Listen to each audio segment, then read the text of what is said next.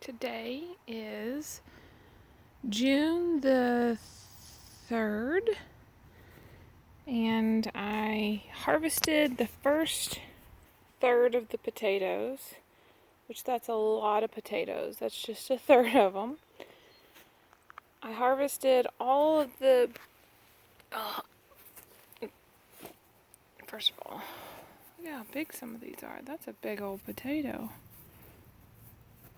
These are huge. Okay, then some of the carrots. They're not ginormous, but there's a massive bucket of them. It's a ton of them. Then these are the shelling peas. Also some beets. They're not very big, but I'm just ready for them to be out, and they're all wilty in this heat. Hi, bud. Then I also took out the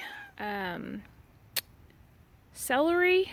These are just the snap peas.